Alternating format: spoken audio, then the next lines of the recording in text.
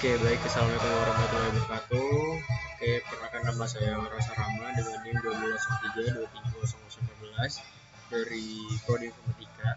Di sini saya akan menyampaikan beberapa ringkasan sekaligus refleksi pribadi dari mata kuliah Sosioinformatika yang saya ikuti pada semester 5 kali ini, di mana dengan fokus pada profesionalisme di bidang informatika dan etika profesi dan serta pentingnya prinsip belajar sepanjang hayat seperti itu.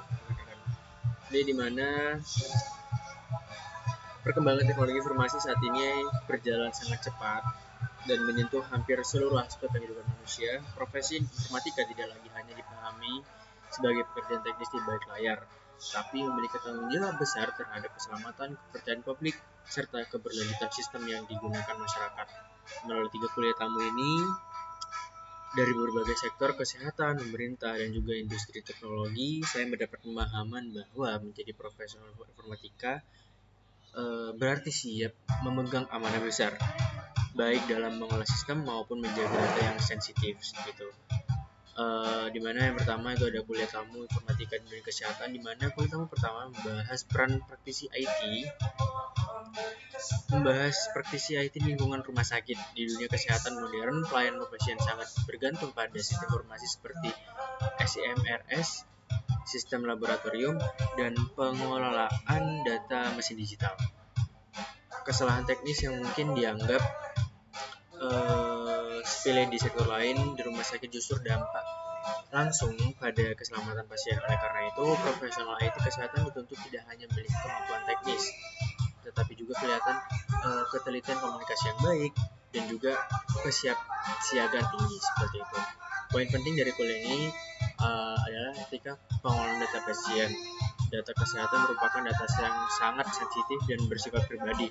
Mengakses data tanpa kepentingan medis, meskipun hanya karena rasa ingin tahu, sehingga merupakan pelanggaran etika yang serius. Prinsip utama yang harus dipegang adalah pasien safety first, di mana setiap keputusan teknis harus dipertimbangkan keselamatan pasien sebagai prioritas utama. Dari ini ya saya belajar bahwa profesi informatika di bidang kesehatan bukan sekedar pekerjaan teknis, melainkan tanggung jawab kemanusiaan. Selanjutnya ringkasan kuliah tamu yang kedua, di mana etika informatik dalam pemerintahan. Di mana kuliah tamu yang kedua membahas peran profesional IT di sektor pemerintahan, khususnya dalam membangun ibu kota Nusantara dan IKN. Di mana pemerintah digital menjadikan teknologi sebagai fondasi utama pelayanan publik dan pengambilan kebijakan. Namun, semakin besar teknologi, semakin besar pula resiko penyalahgunaan data. Profesional IT pemerintahan membangun data publik yang bersifat strategis, sehingga setiap keputusan teknis harus dilandasi oleh integritas dan keprofesionalisme. 4 pilar etika yang ditekankan adalah integritas, akuntabilitas, objektif, dan penghormatan terhadap privasi. Tantangan nyata yang sering muncul adalah tekanan waktu dan budaya kerja lama, seperti berbagai kata sandi ataupun mengabaikan prosedur keamanan demi kecepatan. Kuliah ini mengajarkan bahwa keprofesionalisme dalam IT justru diuji saat berani menolak permintaan yang melanggar SOP meskipun datang pihak internal. Menjadi bagian IT dalam pemerintahan berarti turut menjaga kepercayaan publik dan keamanan data negara. Dan yang ketiga, ringkasan kuliah tamu, di mana dia membahas profesional di industri dan teknologi. Kuliah tamu yang ketiga memberikan gambaran tentang dunia industri teknologi, baik startup maupun korporasi besar. Profesional IT yang sukses bukan hanya yang paling cepat menulis kode, tetapi yang paling bisa dipercaya dalam menjaga sistem dan data. Pemahaman dalam terhadap dasar-dasar seperti logika algoritma dan pemrograman berinteraksi objek menjadi fondasi utama agar mampu beradaptasi dengan berubah teknologi. Etika profesi juga tercermin dari praktis sehari-hari, seperti menjaga kerahasiaan data, menerapkan enkripsi dan melakukan pencadangan data secara rutin, dan juga pastinya isu kecerdasan buatan ataupun AI juga dibahas sebagai tantangan sekaligus peluang. AI dapat membantu pekerjaan teknis, tapi tidak dapat menggantikan tanggung jawab moral dan pengalaman konteks manusia. Oleh karena itu, profesional informatika harus mampu memanfaatkan AI secara kritis dan bertanggung jawab. Ya, mungkin berikut adalah sebagai refleksi pribadi saya sebagai sudah belajar sepanjang hayat ya, untuk kedepannya seperti apa. Dari ketiga kuliah tamu tersebut saya menarik atau saya menarik satu benang yang sangat kuat, yaitu profesi informatika menuntut komitmen belajar sepanjang hayat. Teknologi harus berkembang, regulasi berubah, dan tantangan keamanan semakin kompleks.